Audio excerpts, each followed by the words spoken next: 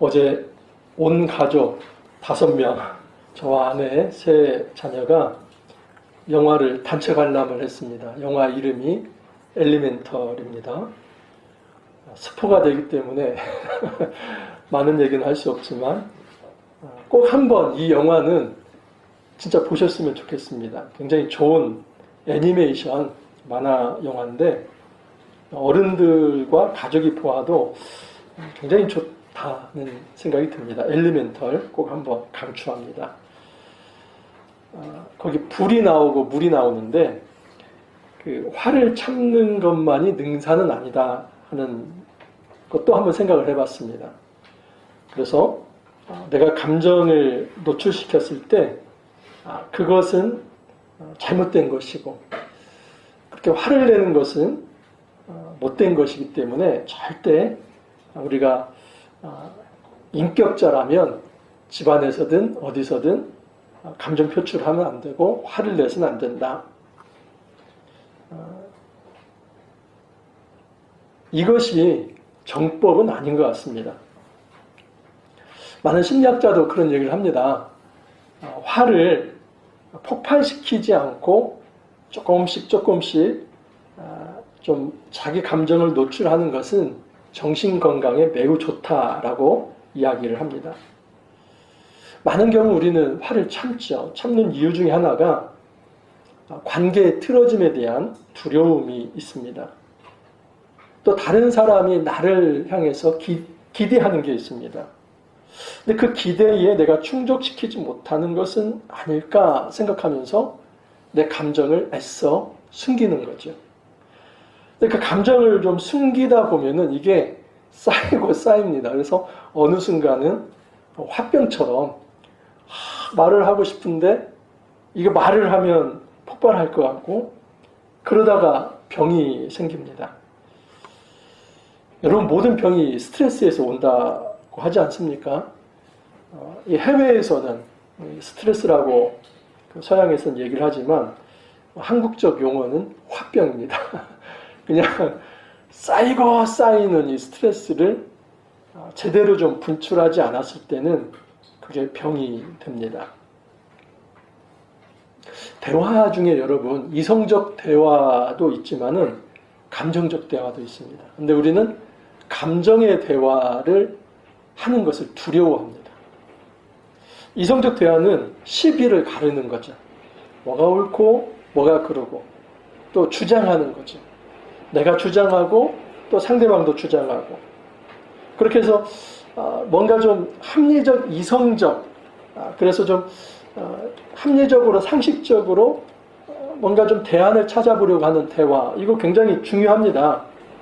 회의할 때 이런 대화를 해야죠. 그런데 관계에서는 이 합리적, 이성적 대화를 하면 그 관계가 좋아지는 게 아니라 더 비뚤어지는 경우가 많습니다. 우리는 흔히 착각하는 게 옳고 그름, 이 시비를 가리면 관계도 좋아질 거라고 생각하는데 여전히 그래, 네 말이 맞아. 근데 내 기분은 너무 나쁘고 나는 상처를 받았어. 그리고 그것을 묻어둡니다. 그랬을 때는 제대로 의사소통이 된 게 아니죠. 그래서 이성적, 합리적 대화만큼 중요한 게 감정의 대화입니다. 상대방 말을 들으면서 또 상대방 행동을 보면서 야, 나 정말 기분 나쁜 부분이 있었어. 또 나는 이런 부분에 조금 화가 났어. 또 상대방이 좋게 뭘 했을 때는 기쁨을 표현해 주는 거죠. 이런 부분은 정말 내가 너무나 기뻐, 좋아. 그리고 그 감정을 들었다면 나 역시도 그런 마음을 표현해줘서 고맙다. 그런데 나는 이것을 말하려고 했던 거고 내 행동은 이거였는데 네가 그것을 이해하지 못해서 나도 좀 힘든 부분이 있었다. 이게 다 힘들다, 화난다, 또는 뭐 기쁘다. 이 감정이거든요. 근데 살아가면서 우리는 감정 표현을 금기시합니다. 그거 하면은 좀 너무 관계가 어려워질 거라는 지레짐작 속에서 하지 않습니다. 그 엘리멘탈에서도 그 얘기가 나오는데 오해가 하나 있습니다.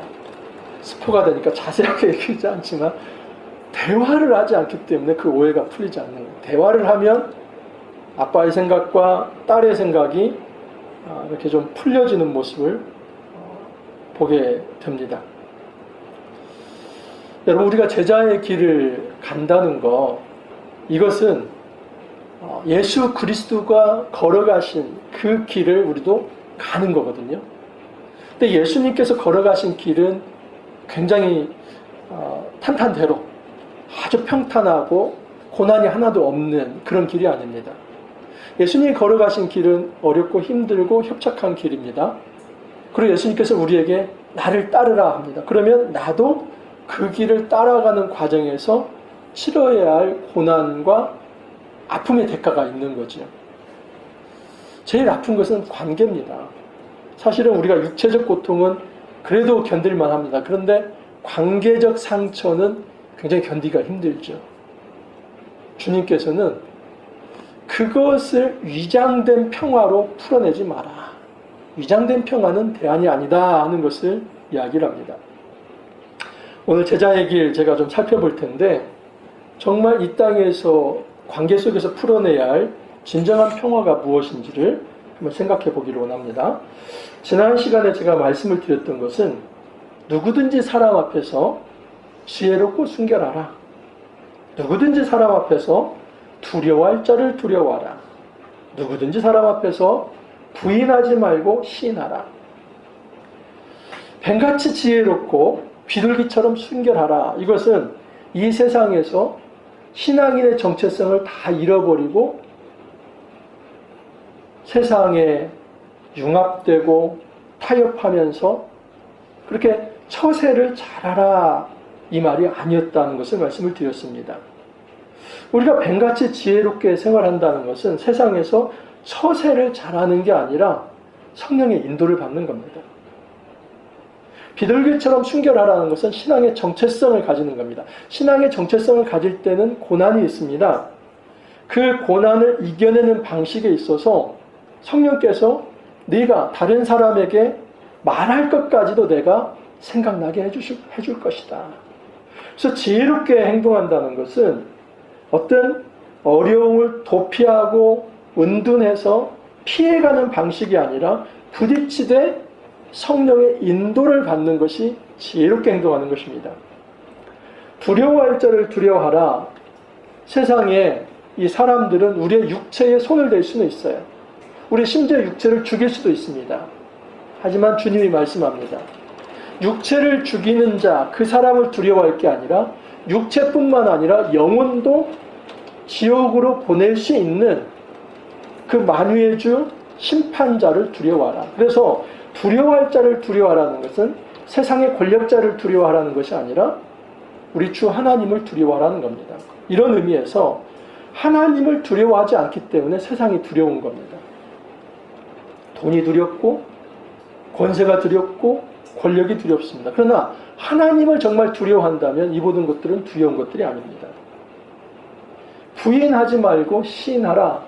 예수님을 어느 상황, 어느 때 누구에게라도 내가 예수 믿는다는 것을 부끄럽게 생각하지 않고 인정한다면 주님도 너도 내가 너를 인정해 주겠다라고 말씀을 합니다.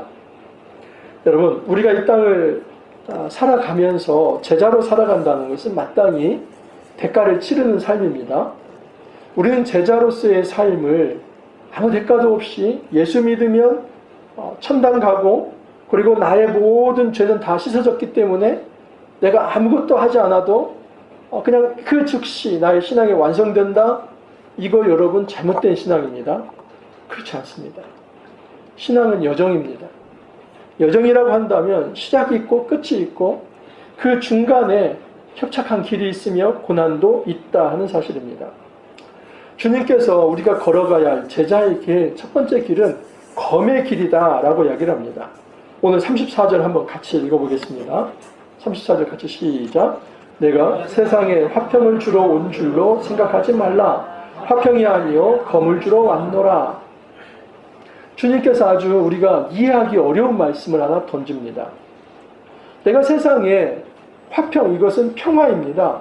평화를 주러 온 게 아니라, 나는 이 세상에 평화를 주러 온 게 아니라 검을 주러 왔다. 검은 여러분 싸우는 거죠. 전쟁하는 거죠. 내가 이 세상에 평화를 주러 온 게 아니라 이 세상에 전쟁이 있는 거, 그거 사람이 싸우는 거, 내가 그거 하기 위해서 왔다. 이게 무슨 말씀입니까?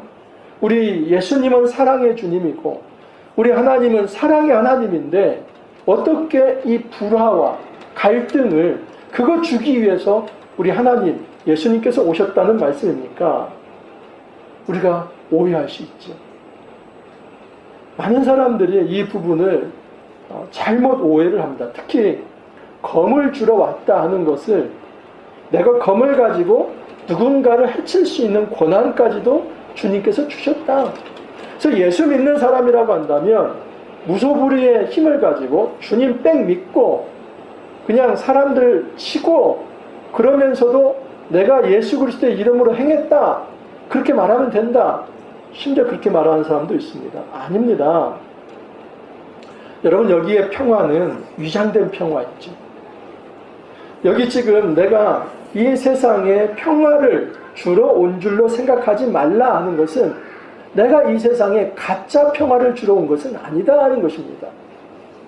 주님은 진짜 평화를 주러 온 것이지 그 가짜 평화를 주러 온 게 아니다 라고 말씀을 합니다. 주님은 진짜 평화를 위해서는 때로는 검도 필요하다는 것을 말합니다. 여기서 말하는 이 검이라고 하는 것은 내가 누군가를 죽이는, 내가 누군가를 해칠 수 있는 그런 어떤 살해의 무기가 아니라 여기 검은 예수 그리스도를 믿음으로 인해서 받을 수 있는 박해를 의미합니다. 그래서 오해가 생겨나는 겁니다. 이건 적극적으로 내가 누군가를 내가 원하는 이 복음을 전하는 목적을 위해서 그 사람을 죽일 수도 있다. 여러분, 이 꾸라는 그런 얘기를 하죠. 한 손에 꾸란, 한 손에는 검입니다. 그래서 이 꾸란을 받아들이지 않으면 이슬람에서 이것을 받아들이지 않으면 너희들 죽어. 그래서 집단적 개종이 사실은 이 칼의 힘으로 이루어지는 것이죠. 그 종족의 추장이 개종을 하면 나머지 모든 사람도 개종을 하는 이런 식입니다. 여러분, 정말 주님께서 그런 방식으로 우리에게 이 전도 명령을 내리신 겁니까? 내가 평화를 주러 온 게 아니라 검을 주러 왔다. 기독교에서도 여러분 회개할 일들이 참 많습니다. 우리 선교 역사 중에서 이 가톨릭에서 이제 해외 선교사들을 사실은 개신교 이전에 파송을 했었습니다. 예수의 선교사들 모든 곳에 이 아시아뿐만 아니라 남미에도 파송이 됐었습니다. 그런데 놀랍게도 여러분, 이 선교사들이 어떤 얘기를 했었냐면 사람도 등급이 있다.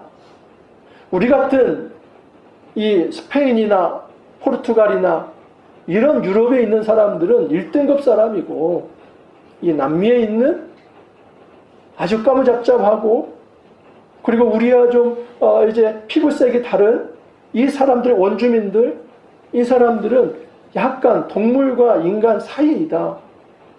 이런 신학적 틀을 가지고 여러분 그 선봉대에 사실은 선교사들이 섰었습니다. 이것은 기독교인들이 회개할 일들입니다. 실제로 그랬습니다.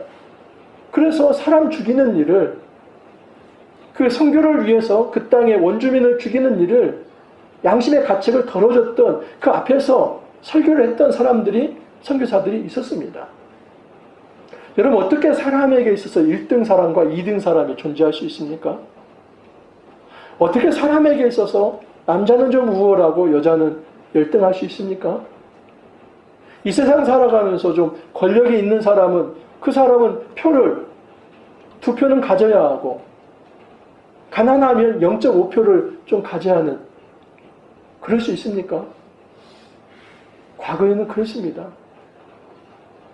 흑인들, 백인에 비하면은 흑인들은 0.5표가 된다든지 여인은 0.5표가 된다든지 이런 시절이 이런 불과 몇백 년 전입니다.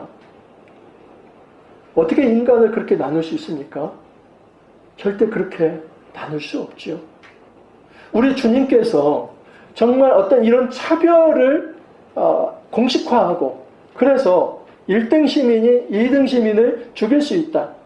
너희 제자들은 검을 휘둘러서라도 그냥 이 땅에 하나님 나라를 세워야 한다. 정말 그 말씀을 하기 위해서 내가 평화를 주러 온 것이 아니라 전쟁도 일삼는 검을 주러 왔다. 그런 말씀하신 겁니까? 아니죠.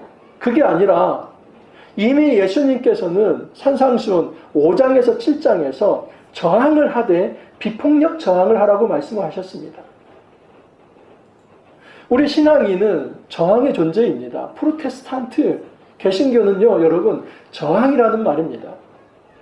잘못된 것에 대해서, 불의의 세계에 대해서, 악에 대해서, 죄에 대해서, 사망에 대해서 저항할 수 있어야만 합니다. 그런데 그 저항의 방식이 내가 누군가를 죽이는 저항이 아니라 내가 죽더라도 끝까지 복음의 정체성과 이 순수성을 지켜내는 저항입니다. 그래서 비폭력 저항입니다. 비폭력 무저항이 아니라.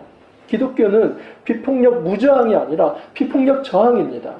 신앙의 정체성을 가지고 살아가되 비폭력적 방법을 써라. 그러면 주님은 분명히 평화를 위해서 왔고 그 평화를 그렇게 얘기를 했는데 왜 내가 평화를 위해서 온 게 아니라 검을 주러 왔노라 이렇게 말한 것일까?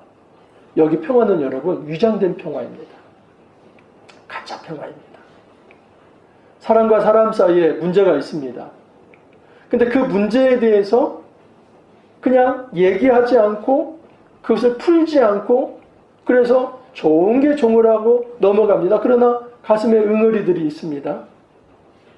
그게 다 위장된 평화이고 가짜 평화이죠. 주님은 그런 방식으로 살아가지 말라는 겁니다. 그런 방식으로는 복음이 제대로 전달되지 않는다는 겁니다.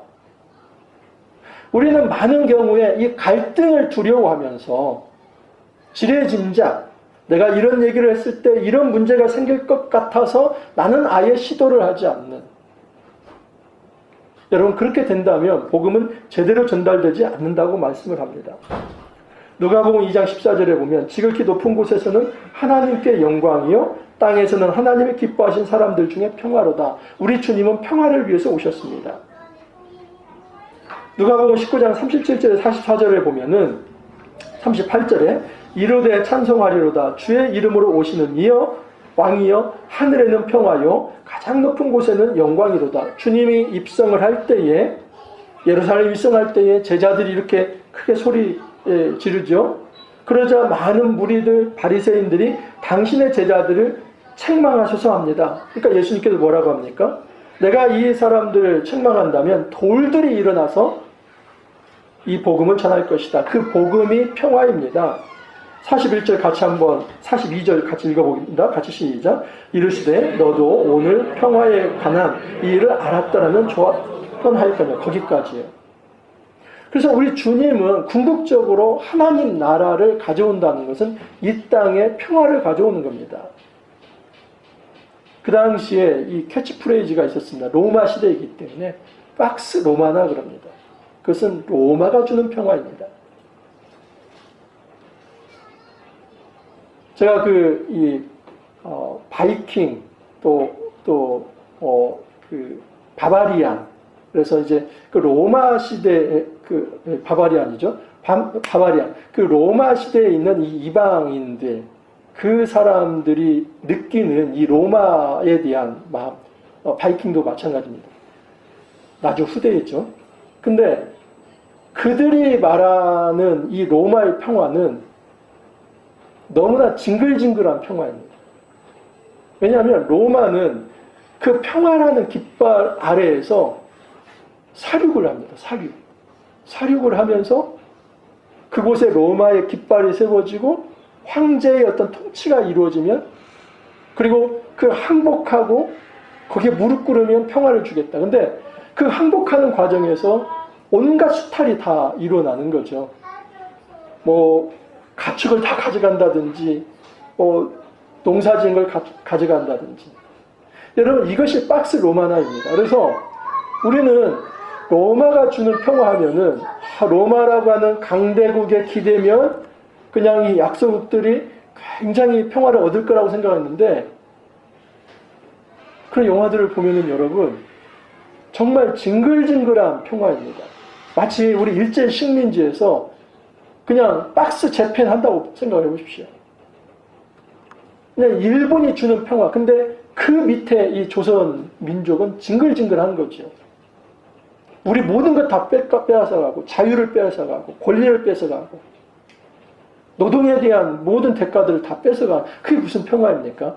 근데 그 속에서 주님이 평화를 외치는 겁니다. 그런 평화가 아니라 예수 그리스도가 가져오는 평화는 하나님 나라의 평화이다. 모든 사람들이 자기 숨을 쉬고 관계가 회복이 되고 사람이 어떤 차별이 없어지고 모든 사람이 존중받고 배려를 받는 그 세상 하나님 나라가 이루어질 것이다. 그게 주님께서 가져오실 진정한 평화인데 너희들 그 가짜 평화를 붙들고 있는데 내가 이 가짜 평화 그것을 위해서 대충 아무 일 없는 듯이 넘어가기 위해서 내가 이 땅에 온 게 아니라 정말 진짜 평화를 위해서 검을 주러 왔다. 이것은 너희들이 검을 휘두르러 한 게 아니라 이 진짜 평화를 위해서 복음을 전할 때 핍박받을 수 있고 박해받을 수 있다. 그 검의 세상에서 너희들은 견뎌야 존재이다. 그걸 얘기하는 것입니다. 한번 보십시오. 35절, 36절 같이 한번 읽어봅니다. 같이 시작.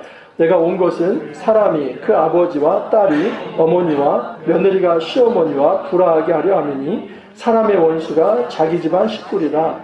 옳다 좋다. 아유 이런 말씀 여기 있었네. 사람의 원수가 집안 식구라고 하니까 오늘부터 너는 잘 만났다. 그냥 성경에도 원수라고 했으니까 또 주님이 평화가 아니라 검을 주러 왔다고 하니까 합법적으로 너는 오늘 죽었다. 여러분 이거 말씀하기 위해서 그런 걸까요? 그게 아니죠. 실제로 여러분 제가 저번 주에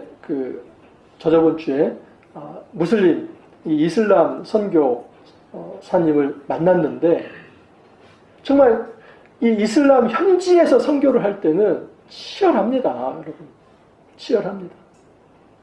인도네시아에서 그냥 예를 들어서 인도네시아 한 20% 정도의 이 기독교권의 민족에게 복음을 전하는 일은 그렇게 위험하지 않습니다. 근데 그 타민족 인도네시아 내에서도 이제 이슬람권에 속한 그 민족들이 있거든요. 그 사람들은 이 종족 단위로 종교를 가지고 있기 때문에 거기에 기독교 복음을 전하면 일단 선교사도 위태롭고요. 그리고 그것을 받아들이는 사람은 그 사회에서 추방이 되는 것을 각오해야만 합니다. 그 현실들을 들었을 때 와 정말 이런 일들이 지구상 곳곳에서 지금 있구나 그 생각을 해봤습니다. 원수가 밖에 있는 것이 아니라 집안 식구라고 하는 거 여러분 그런 이슬람권에서 복음을 전할 때 또 우리 한국 사회에서도 정말 믿지 않는 집안에서 예수 믿으려고 할 때 당하는 어려움들 분명히 존재할 수 있습니다. 또는 학교나 직장이나 어떤 현장에서 내가 정말 예수 믿지 않는 사람들 속에서 예수 좀 믿어보려고 할 때에 어렵고 힘든 일이 있을 수 있습니다. 주님께서 말씀을 합니다. 내가 이 땅에 평화를 주러 온 것이 아니라 검을 주러 왔다라고 말씀을 합니다. 주님께서 오신 목적을 그렇게 말씀을 합니다. 그러면서 37절에 이런 말씀합니다. 같이 읽어볼까요? 같이 시작. 아버지나 어머니를 나보다 더 사랑하는 자는 내게 합당하지 아니하고 아들이나 딸을 나보다 더 사랑하는 자도 내게 합당하지 아니하니라. 제자의 길은 무엇이 옳은지를 그 가치를 결정하고 그 일에 자기 삶을 드릴 수 있어야만 한다라고 말씀을 합니다. 여러분 주님께서 말씀을 합니다. 아버지나 어머니를 나보다 더 사랑하는 자 내게 합당하지 않다. 또는 아들이나 딸을 나보다 더 사랑하는 자 내게 합당하지 않다. 옳지 않다는 거죠. 합당하지 않다는 것은. 우리가 가정에서 부모를 공경하고 또 부모는 자녀를 정말 잘 양육하는 거 이거 원리인데 이것을 주님께서 깨는 그런 말씀이 아닙니다. 주님께서 그것을 말씀하는 게 아니라 부모 자식 간의 관계가 되었든 부부의 관계가 되었든 가정 내에서 그 위장된 평화에 침묵하지 말라 말씀을 하는 겁니다.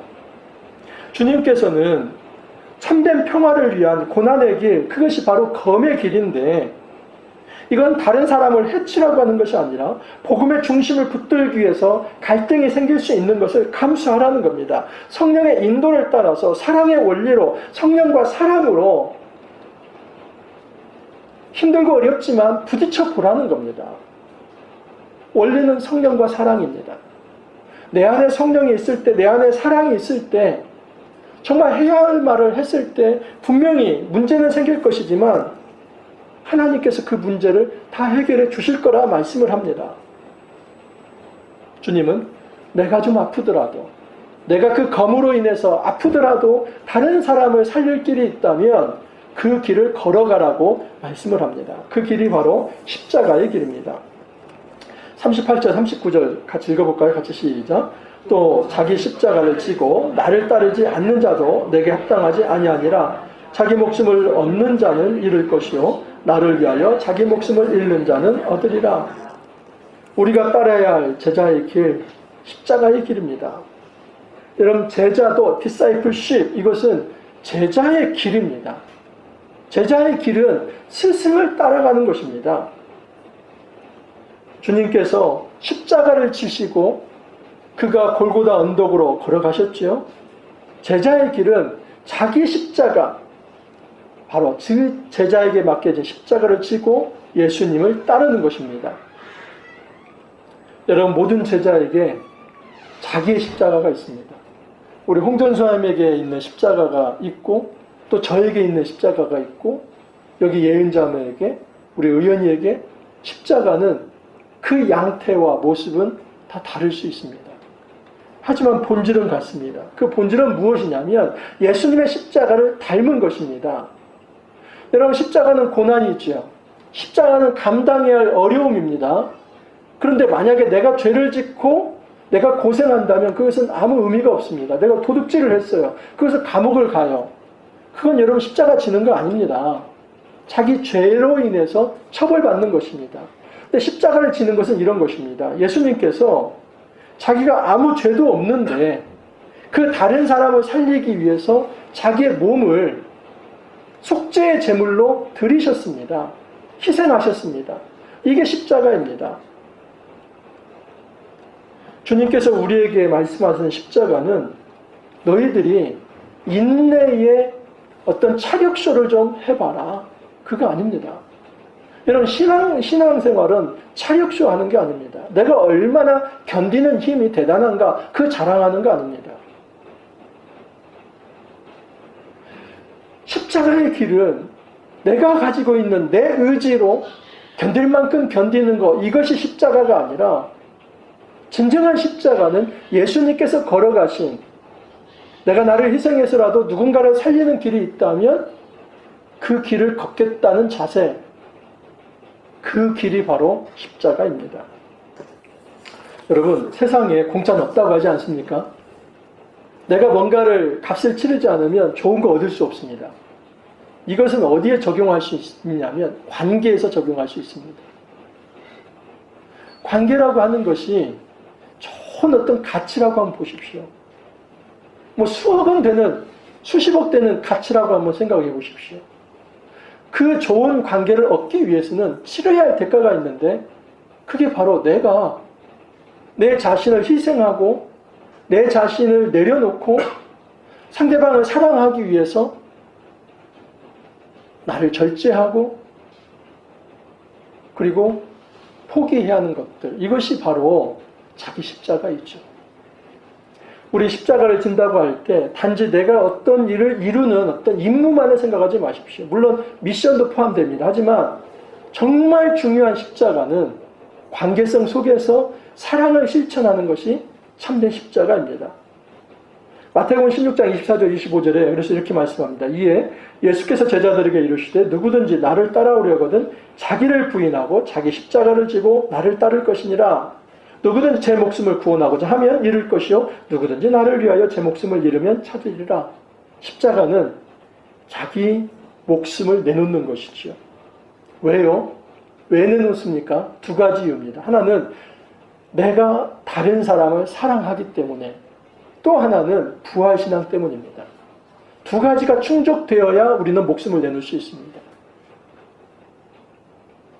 내가 우리 홍전사님을 위해서 목숨을 내놓는다고 할 때 홍전사님에 대해서 어떤 애정이 없어요. 그러면 목숨을 내놓는 희생을 할 필요가 있을까요? 없을까요? 없죠.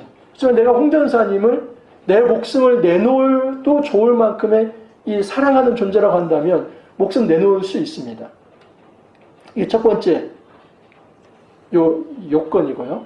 또 하나는 내가 죽고 끝나버린다면 이거 목숨을 내놓기가 어려워요. 근데 바울이 우리에게 얘기하는 것은 부활신앙입니다. 목숨을 내놓는 자는 목숨을 얻을 것이고 목숨을 구하려고 하는 자는 목숨을 잃을 것이다. 사즉생 생즉사, 이것은 이순신 장군이 한 얘기가 아니라 그분보다도 훨씬 이전에 1500년 이전에 우리 예수님께서 사즉생 생즉사를 말씀하셨습니다. 죽고자 하는 자는 살 것이고 살고자 하는 자는 죽을 것이다.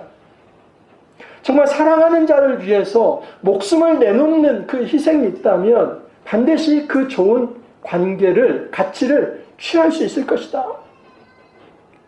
그래서 바울이 이렇게 고백을 하죠. 고린도전서 15장 31절을 보면 형제들아 내가 그리스도 예수 우리 주 안에서 가진 바 너희에 대한 나의 자랑을 두고 단언하노니, 같이 읽죠. 같이 시작. 나는 날마다 죽노라. 핵심은 날마다입니다. 바울은 하루 죽는 게 아닙니다.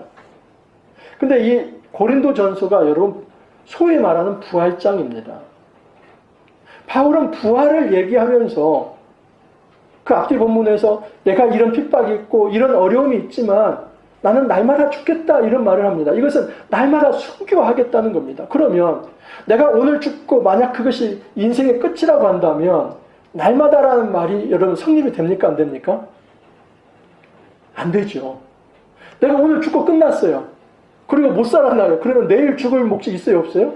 없죠. 근데 날마다 오늘도 죽고 내일도 죽고 모레도 죽을 수 있다는 것은 오늘 죽고 내일 부활해야만 내일 죽을 거 아닙니까? 그리고 내일 죽고 또 내일 부활해야만 모레도 죽을 수 있는 거 아닙니까? 그래서 날마다 죽는다고 얘기하는 겁니다. 이 날마다 죽는다는 것은 바울의 독특한 부활신앙입니다.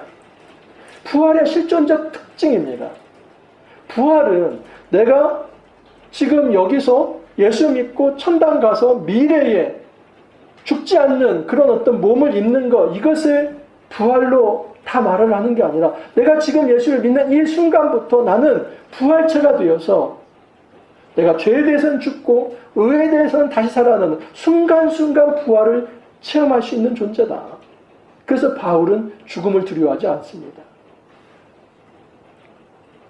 여러분, 진정한 순교는 삶 속에서 이루어지는 순교적 삶을 살아가는 것입니다. 여러분, 이 순교도 다 은사입니다. 아무에게나 순교가 이루어지지 않습니다. 순교할 사람들은 또 순교합니다. 그때가 되면 주님이 그런 마음도 주셔요. 하지만 사실 더 힘든 것은 삶 속에서 날마다 죽는 겁니다. 내가 누군가를 복음을 전하기 위해서 날마다 죽어야 할 부분. 주님께서 이 부활신앙을 가질 때에 이 십자가의 삶, 십자가의 길을 어렵고 힘들지만 걸어갈 수 있다라고 말씀을 합니다. 요한복음 12장 23절에서 28절에 보면 이런 말씀이 있습니다. 24절에 내가 진실로 진실로 너희에게 이르노니 한 알의 밀이 땅에 떨어져 죽지 아니하면 한 알 그대로 있고 죽으면 많은 열매를 맺느니라. 이 죽는 것 그리고 열매를 맺는 게 이 십자가와 부활을 예수님 먼저 말씀을 한 겁니다. 그리고 26절에 보면 나를 따르라고 하죠. 사람이 나를 섬기려면 나를 따르라. 따르라는 게 뭘 따르라는 거예요? 이 십자가의 길을 따르라는 겁니다.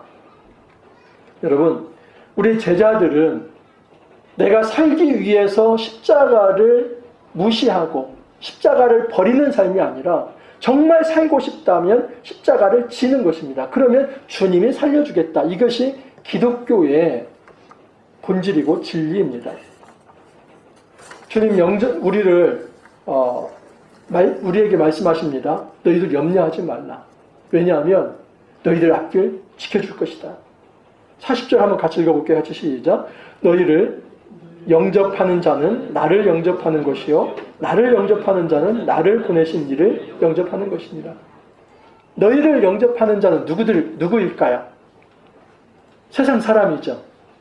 내가 이 제자가 세상에 복음을 전합니다. 그러면 그 사람들이 제자를 영접하면 누구를 영접하는 거라고요? 나는 누구예요? 예수님. 예수님을 영접하는 것이고 예수님, 나를 영접하는 자는 또 누구를 영접하는 거예요? 예수를 보내신 창조주 하나님을 영접하는 겁니다. 주님이 우리에게 말씀하시는 건 뭐냐면 복음 전도의 길이 비록 쉽지는 않겠지만 분명히 영접하는 사람이 있을 것이다. 받아들이는 사람이 있을 것이다. 너희들을 받아들이고 그 복음을 영접한다면 그 사람은 예수님을 영접할 뿐만 아니라 하나님을 영접하여서 구원 얻는 자가 될 것이다. 그 얘기를 하고 있습니다. 마태복음 10장 12절에서 14절에 보면 그런 말씀들이 있었죠. 우리가 저전 시간에 한번 살펴봤던 말씀들입니다. 여러분, 그 말씀에 너희들이 어떤 이방인의 길로도 가지 말고 이스라엘의 잃어버린 양에게로 가라. 그런데 그곳에 가서 복음을 전하는데 그것을 받아들이면 그 집에 평안이 있을 것이다. 평화가 있을 것이다. 하지만 그 집이 복음을 받아들이지 않는다면 발에서 먼지를 떨어버리고 나와버려라. 그 집안에는 평화가 없다. 이것이 하나님 나라 원리입니다. 주님께서 우리에게 말씀을 합니다. 너희들이 이 제자의 길을 걸어가면서 때로는 검의 길, 이 핍박과 그리고 어려움의 길, 이 십자가의 길, 자기 희생의 길, 이것이 굉장히 힘들고 고된 길이지만 사람 죽으라는 법만 있는 게 아니고 너희들이 이런 길을 걸어갈 때 분명히 너희를 영접하는 사람들이 있을 것이고 그 사람들은 하나님을 영접하는 그 위대한 역사이다. 그 가치와 그 기쁨과 그 만족 속에서 이걸 행하라는 겁니다. 저 역시도 목회자이죠. 목회자가 복음을 전하는 존재 아닙니까? 우리 성도님들에게 복음을 전합니다. 그 복음이 받아들여진다면 그 사람에게는 평화가 임합니다. 그리고 받아들여지지 않는다면 그 평화가 일어나지 않는 것이지요. 여러분들은 각 가정에 목사가 되어 파송이 되는 겁니다. 전도자가 되어 파송이 되는 겁니다. 그 가정에 예수 그리스도로서 내가 예수 그리스도를 믿는 제자로서의 삶을 살아가는 겁니다. 얘들아, 나 예수 믿는다. 나는 오늘 교회 가야 한다. 내가 예수 믿기 때문에 이런 판단을 할 수밖에 없다. 이거 다 복음 전하는 겁니다. 복음 전한다는 게 어렵게 생각하지 마십시오. 복음 전한다는 것은 예수님이 하나님의 아들이라는 것을 말과 삶을 통해서 보여주는 것입니다. 내가 믿는 예수님, 그분이 이 땅에 진정한 평화를 가져오신 구원자인데 나는 그분 때문에 살아가고 있어. 이것을 말과 삶을 통해서 자연스럽게 보여주는 겁니다. 부끄러워하지도 말고 두려워하지도 말고 관계성과 어떤 이 갈등을 지레 짐작도 하지 말고